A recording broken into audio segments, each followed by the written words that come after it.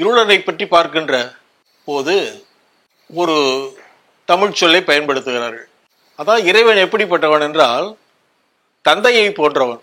தந்தை எப்படி தன்னுடைய குழந்தைகளை, தன்னுடைய மனைவியை தன்னுயிர் போல் பாதுகாத்து தனக்கு அவர்களுக்கு வேண்டும் என்பதையெல்லாம் செய்து காப்பாற்றுகிறாரோ அதுபோல இறைவன் இத்தகைய தன்மையுடையவனாக இருக்கிறான் என்று அந்த தந்தையினுடைய உணர்வை அவர்கள் சிந்து எழுத்திலே ஆஞ்ஞான் என்ற சொல்லை பார்க்கிறோம். இந்த ஆஞ்ஞான் என்ற சொல் ஏதோ பிறமொழி சொல் போல நாம் கருதிவிட்டோம். ஆனால் தூய்மையான தமிழ் சொல் ஆஞ்ஞான். இப்ப இப்படி பயன்படுத்துறோம். சிந்து எழுத்தில் இந்த இருளனை தந்தையாக கருதி முத்திரை அமைக்கிறார்கள். இந்த முத்திரையை பார்க்கலாம். மோஹஞ்சதார முத்திரை.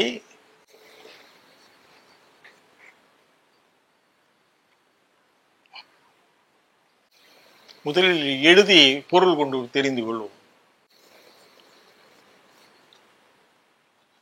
இதை 2 வடிவங்கள் அமைந்த ஒரு முத்திரை.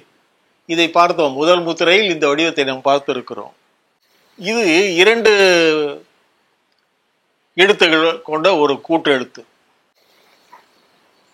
நாம் தன்னை என்பதில் இந்த வடிவத்தை பார்த்தோம். இது என்ன எழுத்து என்று சொன்னால் என்று தமிழில் வருகிறது. தமிழில் இது ஞா. இந்த வடிவம் எழுதுவதற்கு சிக்கலாக இருந்ததனால் மேல இருக்க கோடெல்லாம் ஒரே, அதாவது இது பல கோடு போட்டு எழுதணும். இது ஒரே கோடு 7 போட்டு இன்னும் ஒரு 7 அங்க இப்படி 7 போட்டு அப்படி 7 போட்டீங்கன்னா இந்த எழுத்து வந்துடும். இது எழுதுறது கஷ்டம், இது எளிமை. எழுத்துகள் எளிமைப்படுவது தான் மொழி இயல்பு. சிந்து எழுத்தில் கடுமையாக இருந்த எழுத்து தமிழ் எழுத்தில் எளிமையான எழுத்தாக மாறிவிட்டது. இது ஞா என்ற எழுத்து. உள்ளே இருப்பது இன் என்று உங்களுக்கு தெரியும். மீ உயர், மிக உயர்ந்த, மேலான. இறைவன் எப்படிப்பட்டவன்னா மீ இருளன், உயர்ந்த இருளன், மிகுந்த ஆற்றல் மிக்க இறைவன். அதனால மீ உயர், இதை அடைமொழியாக வைத்து இந்த முத்திரை அமைக்கிறார்கள். அதில் தனித்தனியாக 2 எழுத்துக்களை பார்த்தோம். அவர்கள் என்ன செய்வார்கள் என்றால் இதை ஞா என்று போடுவதானால் இந்த எழுத்தை மேலே எழுத்து நீட்டி விடுவார்கள். இப்படி போடுவாங்க. சில எழுத்து இப்படி போடுவாங்க. ஆனால் கூட்டெழுத்தில் 2 எழுத்துக்கள் சேரும்போது மெய் எழுத்துக்கள் உயிர்மெய் எழுத்துக்களாக மாறும். அப்போ அதுதான் தமிழ் இயல்பாக புணர்வதற்கு வசதியாக இருக்கும். ஆக இங்கு இருள் ஆஞ்ஞான இருள் ஆஞ்ஞான். இருளன் என்கிற தந்தையினுடைய 6ஆம் வேற்றுமை உருவு. இருள் ஆஞ்ஞான.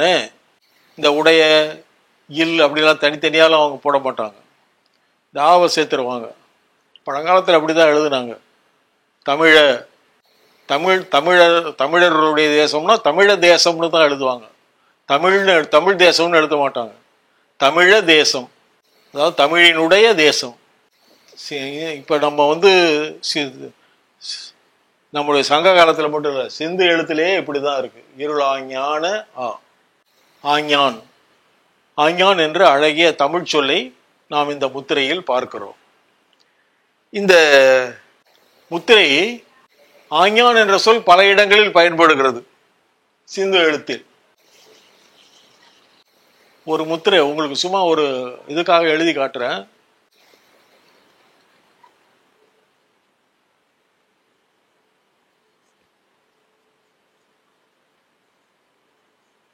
ஆஞ்ஞான் எழுதிய எழுத்து.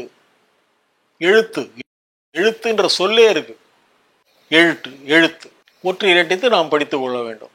சிந்து எழுத்தில் பல இடங்களில் ஒற்று இரட்டித்து நாம் படிக்க வேண்டும் என்று பார்த்து இருக்கிறோம். அதை இங்கு நாம் பார்க்கிறோம். ஆஞ்ஞான் எழுத்துனா வேற ஒன்றும் இல்லை, நம்ம தலையில் எழுதின எழுத்து. தந்தையாகி இறைவன் எழுதிய எழுத்துன்னு அந்த காலத்திலே 5000 வருஷத்துக்கு முதல்ல சொல்லியிருக்கான். எவனும் புதுசா நமக்கு விதியை எவனோ படைச்சான், இல்லை விதியை எழுதுனா புது விதிகளை உருவாக்கினான் அப்படின்னு எவனாவது சொன்னானா நீங்க நம்பாதீங்க. நம்ம 5000 வருஷத்துக்கு முன்னாடியே இந்த கதையெல்லாம் நம்ம இந்த வரலாறெல்லாம் நம்ம கேட்டு தெரிஞ்சு வச்சிருக்கோம். நம்மகிட்ட இருந்தது. இது நமக்கு புதுசா காது குத்த வேண்டிய அவசியம் இல்லை. தலையெழுத்து இல்லை, அது ஆஞ்ஞான் எழுத்து, தந்தையின் எழுத்து, 2 பொருள்படுது. உன் தலையெழுத்துனா என்ன? அது உன்னோட ஆஞ்ஞான் உனக்கு எழுதின எழுத்து, உங்க அப்பா உனக்கு எழுதின எழுத்து. எந்த அப்பா எழுதினாரு? இறைவனாகி அப்பா எழுதினாரு. அதை தன்னுடைய நீ பிரதிநிதியாக இருந்து இந்த பூமியிலே நீ தோன்றுவதற்கு, உன் தலையில் எழுதுவதற்கு உன்னுடைய தந்தை பயன்பட்ட காரணமாக இருந்தார். ஆஞ்ஞான் எழுத்து. அதனால தலையெழுத்துன்னு எழுதாம ஆஞ்ஞான் எழுத்துன்னு எழுதினாங்க. எதுக்கு சொல்றேன்னா, இந்த ஆஞ்ஞான்ற சொல் அவ்வளவு அற்புதமான சொல். தந்தையையும் குறிக்கும், இறைவனையும் குறிக்கும். ஆக இறைவனை, விதியை எழுதுகின்ற இறைவன், அதாவது எழுதி செல்லும் விதியின் கையின் எழுது புலவர் பாடினார்ல, அது மாதிரி எழுதி செல்லுகின்ற விதியின் கையையே அந்த காலத்துல ஆஞ்ஞான் எழுதினாருன்னு சொல்லி நம்ம பார்க்கிறோம். அது மாதிரி எழுதக்கூடிய அந்த இறைவனை ஆஞ்ஞான் என்று சொல்லுகின்ற அந்த முறையை பார்க்கிறோம். இதுக்கப்புறம் இருளனுடைய சில தன்மைகளை சொல்றாங்க. இருளன் எப்படிப்பட்டவனா, நமி. நமி என்றால் நமன். நமன்னா யாரு? யமன். இந்த நமன் தான் யமன்னு மாறி போச்சு. நமன் என்ற அழகிய தமிழ் சொல், அருமையான தமிழ் சொல். இந்த நமி என்ற சொல்லு நமன், நமி, அதாவது நமன் தான் தனிச்சொல் வரும்போது நமன், அவனை பத்தி நாம் குறிப்பிடும் போது நமி, நமன், நமனை நாம் இது குறிக்கின்றோம். இந்த முத்திரையை நாம் பார்க்கலாம். மோஞ்சுதார முத்திரை.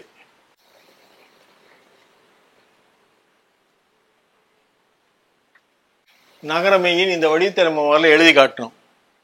உங்களுக்கு நினைவு இருக்குன்னு நினைக்கிறேன்.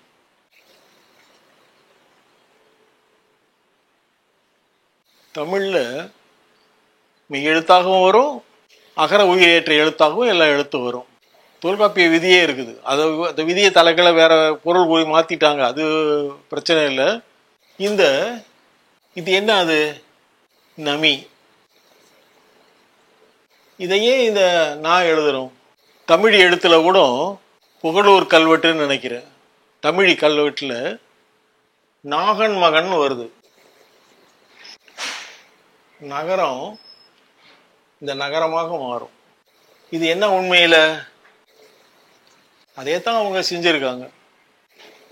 நமி, நமன், நமனாகிய இறைவன் நமி. இப்ப அந்த நமியை யமனை எமி ஆக்கின மாதிரி அந்த காலத்துல நமன் என்ற சொல்லை நமி என்று பயன்படுத்தி இருக்கிறார்கள். இது நாம் பார்க்கின்ற இந்த எழுத்து, இவன் யமனோடு யமன். யமன் என்பதுதான், அதாவது தமிழில் உள்ள பல எழுத்துகள், சொற்கள், தமிழ் சொற்களை ஆரியர்கள் எடுத்தாண்டு ஆரிய சொற்களாக்கி விட்டார்கள். என்ன ஒரு உதாரணம் பாருங்க. இயங்கக்கூடியவன், இயம்படக்கூடியவன் யமன். இந்த இகரத்தை எடுத்துட்டான், யமன் எழுத ஆரம்பிச்சிட்டான். தமிழ் சொல்லு யமன்றதுக்கு நமக்கு எந்த பொருளும் தெரியல. ஆனா யமன்ற தமிழ் சொல் பொருள் புரியுது. யமன் என்ற சொல்லுக்கு பொருள் புரிகிறது. ஆனால் அது யமன் என்று மாறிய போது நமக்கு தமிழ் அதனுடைய பொருளை கண்டுபிடிக்க இயலவில்லை. ஆக இந்த நமி என்பது யமனோடு தொடர்புடைய சொல். இது போல வேறு சில சொற்களும் பயன்படுகின்றன. என்ன? அதாவது அந்த யமனுடைய அடையாள குறியீடு எருமை மாடு என்று நமக்கு தெரியும். இப்பயும் அப்படித்தான் இருக்கு. எருமை மாட்டுக்கு ஆரியர்களுக்கு சம்பந்தம் இல்லை. எருமை மாட்டையே ஆரியர்கள் ரொம்ப பின்னாடி தான் தெரிஞ்சிருப்பாங்க. அவங்க நாட்டில் எருமை மாடெல்லாம் அதிகம் கிடையாது, காட்டு எருமை தான். அவங்க ஒன்று சுமேரியா வந்திருந்தாங்கன்னா தெரிஞ்சிருக்கும், இல்லை இந்தியாவுக்கு வந்த பிறகு தெரிஞ்சிருக்கும். எருமை மாடு சுமேரியாவிற்கு இந்தியாவிலிருந்து, சிந்து வெளியிலிருந்து எருமை மாடுகள் ஏற்றுமதி ஆயின. ஏன்னா பழகுவதற்கும் பயன்படுவதற்கும் எளிமையானது எருமை மாடு. அடுத்தது எந்த நோய் எதிர்ப்பு சக்தி உடையது. ஏன்னா அது நம்ம இண்டிஜீனியஸ், இந்திய விலங்கு. பசுவோட வலிமையான எருமையை ரொம்ப சிறப்பாக சொல்லியிருக்காங்க. எருமை இனக்குழுவே இங்கே இருந்திருக்கு. அப்படிப்பட்ட ஒரு இனக்குழுவின் தலைவன் தான் இந்த இயமனாக இருப்பான். ஒரு முத்திரை கூறுகிறது. மோஞ்சுதாரோ இரண்டாவது.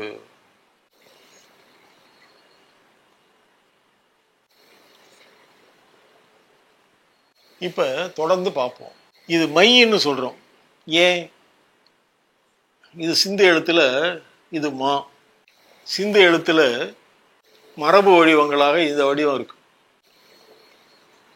இது ரெண்டும் சிந்து எழுத்துக்கும் முன் காலத்திலிருந்து அங்க சிந்து வெளியில பயன்பட்டுக்கிட்டு இருந்த எழுத்து, படை எழுத்துக்களாக இருந்தபோது அல்லது உயிர்மை எழுத்துக்களாக இருந்தபோது இந்த எழுத்துக்களை சிலாபரி அவர்கள் பயன்படுத்தி இருக்கலாம். ஆனால் சிந்து மக்கள் என்ன செய்தார்கள் என்றால், இந்த இரண்டு வடிவங்களின் மீது உயிர்க்குறியீடு இட முடியாது என்பதனால் சிந்து எழுத்தில் எல்லா எழுத்துக்களையும் ஜியாமெட்ரி டிசைன்ஸ், இந்த வடிவியல் கோண வடிவங்களாக அமைத்த பொழுது புதிதாக இந்த வடிவத்தை அமைத்தார்கள். இதன் மீது இப்படி உயிர் குறியிட்டார்கள். எங்க சிந்து எழுத்துல 4 கோடு வருதோ அது எல்லாமே இந்த மை என்று வருகின்ற இந்த ஐ என்ற உயிரெழுத்தின் உயிர் குறியீடு. இந்த மீ என்பது இன்னொரு மாற்று வடிவம் இருக்கிறது, உங்களுக்கே தெரியும். இது பண்டை கால வடிவம். ஆனால் சிந்து மக்கள் நகர நாகரிகத்தில் இந்த வடிவத்தை பயன்படுத்தினார்கள். ஆகவே இந்த எழுத்து ஒரு மகர மெய் மீது 4 கோடுகள் இட்டதனால் மை.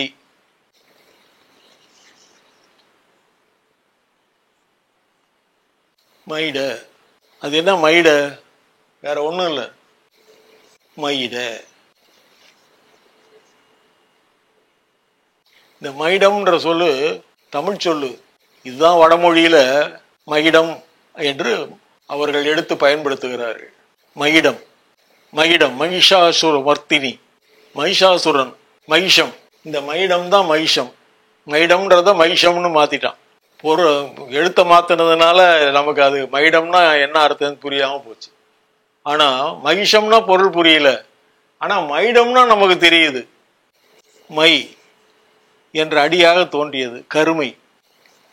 மைடம் ஏன் அதுக்கு மைடம் மைடம் மைடம்னு பேர் வந்ததுன்னா எரும மாட்டுக்கு அது கரிய நிறத்துல இருக்குது, மை நிறத்துல இருக்குது. அப்ப தமிழினுடைய இந்த நேர் வடிவத்தை எழுதினால் நமக்கு பொருள் தெரியும். இதையே வடமொழியில் எழுதினால் நமக்கு என்ன பொருள் தெரியாது. பொருள் தெரியாமல் தவிக்கின்ற போது இது எங்க எழுத்துன்னு அவன் நமக்கு காது குத்திட்டு போயிடுவான். இதான் நடந்துகிட்டு இருக்கு.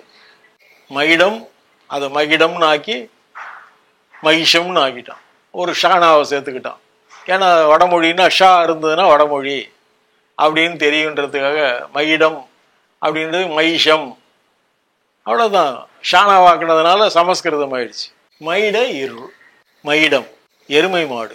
எருமை மாடு யாரோட தொடர்புடையது? எந்த இனக்குழுவுக்கு காரணமானது? யமனுக்கு உரிமையானது. யமன் அந்த தன்னுடைய வாகனமாக அதை பயன்படுத்துறான்னு சொல்றோம். அது வேற ஒண்ணும் இல்லை. யமன் என்கிற தலைவன் அவனுடைய இனக்குழுவுக்கு அடையாளம் எருமை மாடு அடையாளம். இப்பயும் எருமை மாட்டுக்கு இனக்குழு அடையாளம் இருக்கு. சில இனக்குழுக்கள் எருமை மாட்டை பயன்படுத்துறாங்க. அது மாதிரி பயன்படுத்தின ஒரு இனத்தை சேர்ந்தவன் தான் இந்த யமன். யமன், யமன் இல்ல யமன். அது மாதிரி அவன் பயன்படுத்தினது மகிஷம் இல்லை, மயிடம். மகிஷம் என்பதை மைடம் என்று மாற்றினாலே தமிழ் என்று தெரிந்துவிடும். எல்லாத்தையும் அப்படிதான் இஷ் ஷா அப்படின்ற எழுத்துக்களை போட்டு அந்த சொற்களை தமிழ் சொல்ல தாங்கள் தமிழருக்கே அர்த்தம் தெரியாம ஆக்கிடுவோம். இல்லைன்னா முன்னாடி இருக்க உயிர் எழுத்துக்களை எடுத்துருவோம். அரத்தம் அப்படின்னா ஆவை எடுத்துட்டு ரத்தம்னுவோம். நம்ம ஆளுங்க அறிவோட சிந்திக்காம அந்த ஆனா இருந்த இடத்துல ஈனாவை போட்டு நமக்கு தமிழ்ல இரத்தம் இல்லை, வடமொழி தான் ரத்தம்னு இருக்கு, அந்த ரத்தத்தை நம்ம எடுத்துக்குவோம், அதை இரத்தம்னு பயன்படுத்துவோம். பாவாணர் அழகா சொன்னாரு, அரத்தம் என்ற சொல் வடமொழிக்கு ரத்தம் என்று சென்று வடமொழியிலிருந்து நமக்கு இரத்தம் என்று திரும்பி வந்ததுன்னு. இதான் எல்லா கதையிலையும் எல்லா இதுலையும் இதே கதை தான், இதே வேலை தான். அவர்கள் சொல்லி சொல்லி சமஸ்கிருதத்தினாலே அந்த அதில் உள்ள சொற்களில் 80% சொற்கள் தமிழ் சொற்கள். கொஞ்சம் மூளையை கசக்கி ஆராய்ச்சி பண்ணாக்கா தமிழ் சொற்கள்ன்றதை கண்டுபிடிச்சிடலாம். இப்போ இந்த மகிஷம்ன்றது அப்படிதான். மகிடம்ன்ற சொல்லல மாதிரி அவ்வளோதான் போயிடுச்சு, நம்ம கை விட்டு போயிடுச்சு. அதுக்கப்புறம் அவன் மேலே மேலே டெவலப் பண்ணிக்குவான். மகிடம் அப்படின்றத மகிஷம்னு மாற்றுவான், அப்புறம் மகிஷம்னு மாற்றுவான். இந்த மகிஷாசுரமர்த்தினின்றதுல வர யாரோ ஒரு புலவர் மகிடர் செற்றாள்னு அழகா சொன்னார். மகிடத்தை செற்ற அழித்தவள். சிந்து எழுத்துல கூட அது இருக்கு. நம்ம பின்னாடி கொற்றவை பத்தி பார்க்கும்போது நம்ம அதை பார்க்கலாம். மகிஷாசுரமர்த்தினா வேற யாரும் இல்லை, நம்ம கொற்றவை தான், நம்ம அம்மா தான். அவங்க தான் மகிஷாசுரமர்த்தினின்ற பேரை மாத்தினதுனால இந்த மகிடம்ன்ற பேரை மாத்தின மாதிரி சுரன் அந்த மகிஷத்தை அதாவது அந்த மகிடத்தை அடையாள குறியீடாக கொண்டிருந்த ஒரு இனக்குழுவை அந்த தலைவி வென்றதுனால, கொற்றவை வென்று தன்னுடைய இனத்தோடு இணைத்து கொண்டதுனால அவள் மகிடம் செற்றாள் என்று ஆனாள். வடமொழியில மகிஷாசுர மர்த்தினின்னு ஆயிட்டான். மர்த்தினா வேற ஒன்றும் இல்லை, அதை கொன்றவள் மர்த்தினி. இதெல்லாம் ஒரு பெரிய அறிவாளி இல்லைன்னா பெரிய படிப்பாளி இல்லைன்னா பெரிய சொல்ல ஆராய்ச்சியாளருக்கு தான் இது தெரியணுன்ற அர்த்தம் இது இல்லை. ஒரு சாதாரண தமிழ் தெரிஞ்சவங்களே எளிமையா கொஞ்சம் சிந்திச்சு பார்த்தா உடனே நம்ம அதில் உள்ள வடமொழி சொற்கள்ல உள்ள தமிழ் சொற்களை கண்டுபிடிச்சு எடுத்துடலாம். இந்த இருளன் என்பவன் தான் யமன். ஏன்னா யமன் இருள் நிறம் உடையவன். இதை இன்னும் இதை மகிடம் மாதிரி மகிடம் அப்படின்னு எழுதுன மாதிரி இன்னொரு முத்திரையும் இருக்கு சிந்து எழுத்துல. எருமைன்ற சொல்லே இருக்கு. யமனுக்கு உரியது மகிடம் என்பது போல எருமையும் அவனுக்கு உரியது. எருமை என்பதை சொல்வதற்கு ஒரு பட உருவை பயன்படுத்துகிறார்கள். என்ன சொல்றாங்கன்னா, இதை பார்த்த உடனே கண்டுபிடிச்சிடலாம். எறும்பு சிந்து வெளியில பூ உகர குறியீடு உகர இறுதி கிடையாது. அதனால இப்பயும் கிராமத்துல என்னடா எறும்பை எங்க போயிருக்குன்னு கேட்பாங்க. எறும்பைய கட்டினியான்னு. எருமைன்னு சொல்ல மாட்டாங்க சில ரொம்ப குக்கிராமத்துல. எருமை அது எறும்பை பேச்சு வழக்கு சொல். இதை பயன்படுத்தி இந்த எறும்பை வைத்து எருமை என்ற சொல்லை அவர்கள் எழுதினார்கள். நாம் பார்க்கலாம்.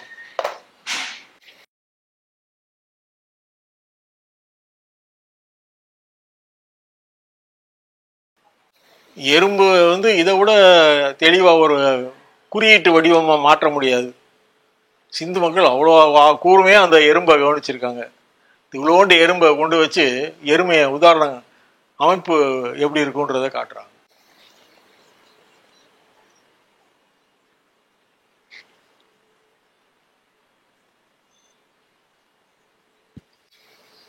இந்த இட்டு உங்களுக்கு எல்லாருக்குமே தெரியும். தமிழில கூட இந்த இட்டு இப்படிதான் இருக்கு. இப்படி எழுதுனா இட்டு உங்களுக்கு தெரியும்.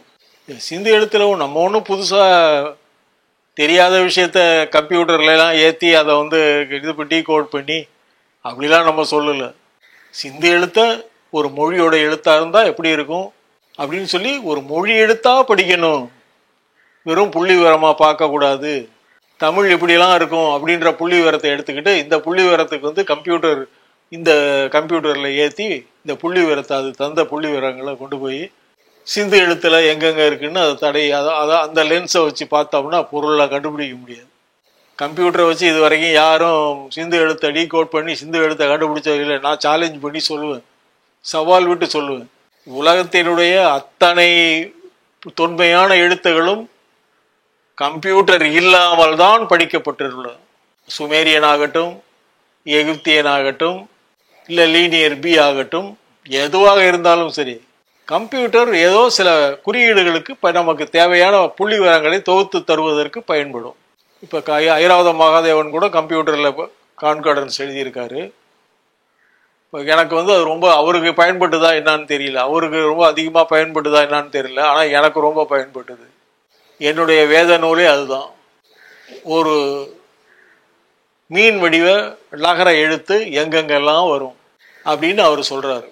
அப்படி வரிசைப்படுத்தும் போது தான் நான் அது இந்த எழுத்தா இருக்கும்னு மனதில் நிறைத்து மற்ற எழுத்துக்களோடு ஒப்பிட்டு அதை பிரித்து படிக்கின்ற போது அது வெறும் லா என்பதையோ லா என்பதையோ ழா என்பதையோ மட்டும் சொல்லவில்லை. இந்த 3 எழுத்துக்களையும் இந்த மீன் வடிவ எழுத்து தான் பயன்பெற்றது என்று அவர்கள் அதை வரிசைப்படுத்தினால்தான் எளிமையாக கண்டுபிடிச்சேன். இல்லைன்னா எங்கெங்கேயோ ஒன்று இருக்கிறது நான் வந்து பார்த்துக்கிட்டு போயிட்டே இருக்கணும். அதனால இந்த எருமை ஐன்னு இப்ப இருக்க இதுல சொல்லலாம். இருட்டு பாருங்க, இந்த இருளனுக்கு எத்தனை பேர் இருளணையன்னா இருளாஞான்னா அந்த இருட்டு இப்ப இருட்டேன்றான். இருள்னு முதல்ல ஒரு முத்திரையில பார்த்தோம். இருள்னன் பலவிதமான வடிவங்கள்ல அவனை பெருமைப்படுத்தி இருக்காங்க. அந்த இருளன்ற வடிவத்தை சிவனுக்கு கூட அந்த அவருடைய இயல்புகளை தான் சொல்றாங்க. ஆனா இந்த சொல்ல வச்சுக்கிட்டு விளையாடுறது, இந்த இருள் அப்படின்ற சொல்ல வச்சுக்கிட்டு விளையாடுறது வந்து இருளனை பத்தி மட்டும்தான். இருள் அணையன்ற அழகிய ஒப்பீட்டு சொல், தமிழ் அணைய மொழிகள் அப்படின்னு சொல்றோம். இந்த அணைய என்ற சொல்லு ஒப்பிடுவதற்கு வந்த சொல். அணைய அப்படின்லாம் சொல்றோம். இந்த அணையன்ற சொல்லு அவங்க அழகா பயன்படுத்தாங்கன்றத இந்த இருள் அணைய என்ற சொல்ல பார்த்தோம். இருள் அணைய என்ற சொல்லை பார்த்தோம். அப்ப அது மாதிரி எறும்பு இருட்டு, இந்த இருட்டேன்ற சொல்லையும் அது மாதிரி அவர்கள் மாறுபட்ட கோணத்திலே வந்து பார்க்கின்ற முறையை பார்க்கிறோம். இந்த இருளனை பற்றி இருளன் அவனுடைய இயல்புகள், அவன் எப்படிப்பட்டவன், என்ன மாதிரி இறைவன் என்றெல்லாம் பார்க்கின்ற போது பார்த்தோம். சில இடங்கள்ல நான் முதலே உங்களுக்கு சொல்லியிருக்கேன், சிவனோடு தொடர்புடையவன் என்று சந்தேகம் வருகிறது என்று சொன்னேன். அதுக்கு 2 காரணம். ஒன்று, இந்த மரண கடவுளாக இருந்தாலும் இந்த இருளன் தவத்தன்மை உடையவன். தமிழர்களுடைய தெய்வங்கள் எல்லாம் தவத்தன்மை உடைய தெய்வங்கள் தான். தவம் என்பது ஒரு வாழ்க்கை இயல்பாக பயன்படுத்தி இருக்கிறார்கள். அதுவும் மனிதனுக்கு தவம் இருக்கோ இல்லையோ, தெய்வங்கள் நிச்சயமா தவத்தில் சிறந்து இருக்கணும். ஒரு முத்திரை சொல்லுது, மோஞ்சதார முத்திரை.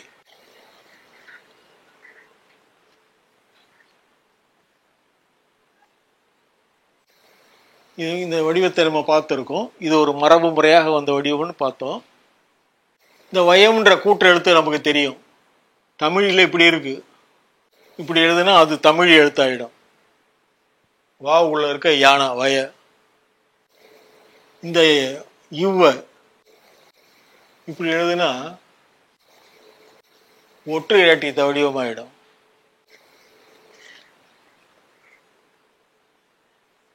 இருவ, இருனா கரியன்னு அர்த்தம், இருவனா கரியவன் அர்த்தம். இருவன் கரியவன், இருளன்.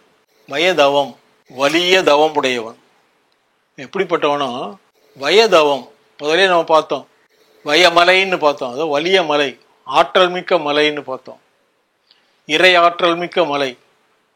அது மாதிரி வயதவம், இந்த தவம் ஏற்பட்டதுன்னா வலிமை மிகுந்தது, ஆற்றல் மிகுந்தது. ஆற்றல் மிகுதியாதல் தான் தவம். தவம் அழகிய தமிழ் சொல். தவ என்றால் மிகுதி என்று தமிழில் பொருள். தவம்னா மிகுதியான ஆற்றல்னு அர்த்தம். தவம்னா மிகுதின்னு அர்த்தம். தவம்னா மிகுதியான ஆற்றல் என்று பொருள். அழகிய தமிழ் சொல். இருவன் வயதவம். இந்த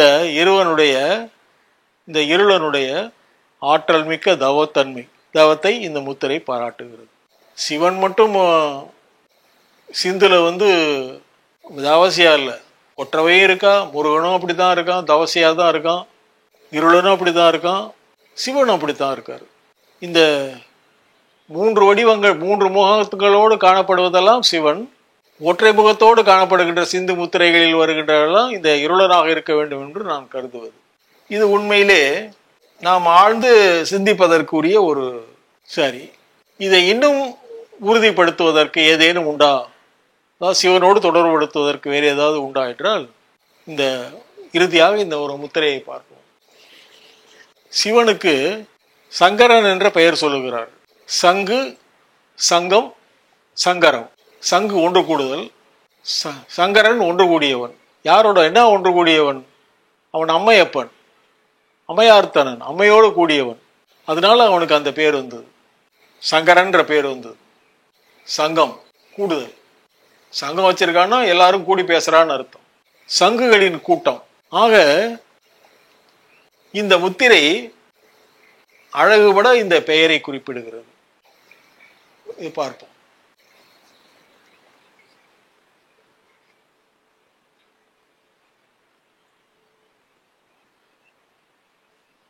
முதல்ல இதோட பொருள் பார்க்கலாம். இன்னா என்ற ஒற்றை ஈற்றத்தை வடிவத்தினுடைய கூட்டெழுத்து.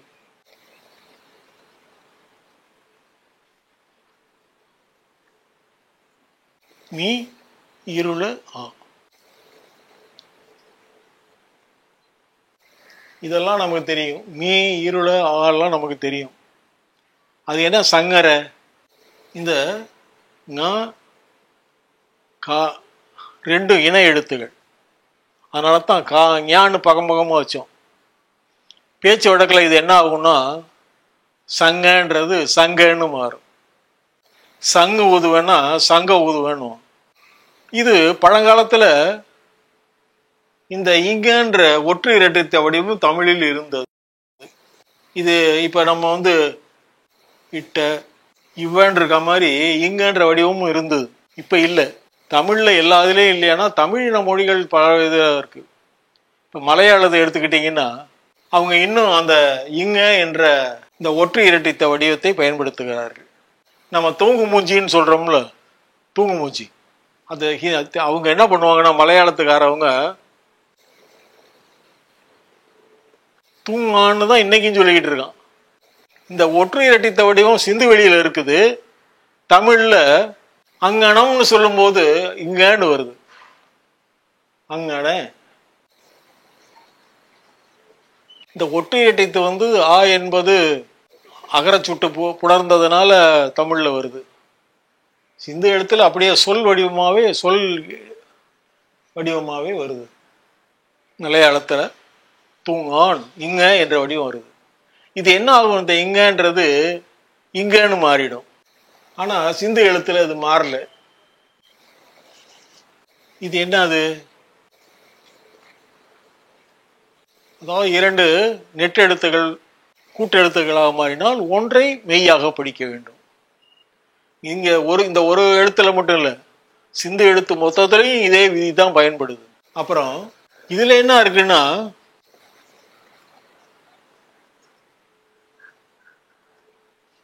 இது ரகர ஒற்று. இது எப்படி வரும்னா சிந்து எழுத்துல இதான், தமிழிலேயும் இந்த வடிவம் தான் ரகர ஒற்று. இப்படி மாற்று வடிவங்களோடு அமைந்திருக்கும். இது ஒரு கோடு போட்டு ரான்னு ஆகிட்டான். அதை எப்படி இந்த வடிவத்தை அமைச்சிருக்காங்கன்னு பாருங்க.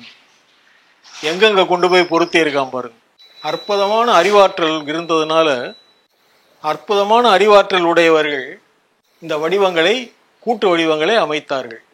அப்ப மீ இருளா சங்கர. சங்கரன்னா கலப்பின பசு. இது யாரோடனா இது ஒன்னா நினைச்சிருவான்றதுக்காக ஒரு மேற்கோள் குறியிட்டு இதை பிரிச்சு இந்த சங்கரன்றதோட முடிஞ்சு போச்சு. இந்த சங்கரன்னா வேற, இவர் சங்கர அண்ணல். இங்க சொன்னது சங்கரன்றது ஒரு பசு, ஆனா அது யாரோடனா சங்கர அண்ணாவோடன்னு சொன்னான். சங்கரன், சங்கரன்னா சிவன்னு பொருள் நமக்கு தெரியும். ஏன்னா அவன் இறைவியோடு சங்கமித்திருப்பவன், சங்கம் கொண்டு இருப்பவன், அமையார்த்தனன். ஆக இந்த சங்கர அண்ணான்றவர் தமிழர் தான். சங்கரன்றவர் தமிழ் கடவுள் தான். சங்கரன்னா இவரை இதை மாற்றி சங்கராச்சாரின்னு மாற்றி அதுக்கு பொருள்லாம் மாற்றி சொல்கிறான். இல்லை, பழங்காலத்தில் அது தமிழ் சொல்லுதான். சங்கரர்னா இறைவனுடைய பெயர். இணைந்திருப்பவர், கூடியிருப்பவர், இறைவையோடு ஒன்றிணைந்திருப்பவன் சங்கரன். ஆக இந்த வடிவங்கள் அனைத்தும் என்ன உணர்த்துகின்றன? இன்னைக்கு தமிழில் மலையாளத்தில் காணப்படுகின்ற இந்த ஒற்று இரட்டிக்கும் முறை ஒரு குறிப்பிட்ட காலத்திலே சிந்து வெளி தமிழிலே அல்லது இந்தியா ஊராவும் இருந்த தமிழிலே மொத்த மொழியிலும் தமிழ் மொழி அனைத்திலும் இந்த இங்க என்ற ஒற்று இரட்டித்த வடிவம் உள்ளது என்பதை உறுதி செய்கிறது. ஆக இந்த சங்கர அண்ணா என்பவர் இருளனா என்றால் இருள சங்கர அண்ணா. இவரை இருளன்னு சொல்றதா, சங்கரராகிய சிவன்னு சொல்றதா, எனக்கு இந்த குழப்பம் வந்துருச்சு. நானும் பல ஆண்டுகளாக இதை மேலும் மேலும் மேலும் ஆராய்ந்துக்கிட்டு தான் இருக்கேன். படித்து படித்து எப்பயாவது சும்மா இருக்க நேரத்தில் வேறு வேலை இல்லைன்னா உடனே அதை எடுத்து வச்சுக்கிட்டு இதுக்கு ஏதாவது ரெண்டு பேரையும் ஒன்றிணைக்கிறதுக்கு ஏதாவது யாருன்னு தெரிஞ்சுக்கிறதுக்கு ஏதாவது இருக்கான்னு எனக்கு தெரிஞ்ச வரைக்கும் இருக்கான்னு பார்த்தாக்கா இல்லை. ஆனால் இதற்கு மேலும் ஐராவதம் புத்தகத்தில் உள்ளதை விட அதிகமான முத்திரைகள் இவரோட அஸ்கோபர் போலாவோட புத்தகத்தில் இருக்கு. அதையும் நான் தொடர்ந்து பார்க்குறேன். ஆனாலும் இந்த இரண்டு பேரையும் ஒப்பிட்டு காண்பதற்கு சுமேரிய இறை உருக்கள் நமக்கு பயன்படுகின்றார்கள் என்றாலும் இன்னும் அது தீராத சந்தேகமாகவே இருக்கிறது. ஆனால் இந்த இருளன் என்பவரும் சிவன் என்பவரும் ஒருவரோடு ஒருவர் தொடர்புடையவர்கள் என்பதில் எனக்கு எந்த ஐயமும் இல்லை என்று கூறி இதை தொடர்ந்து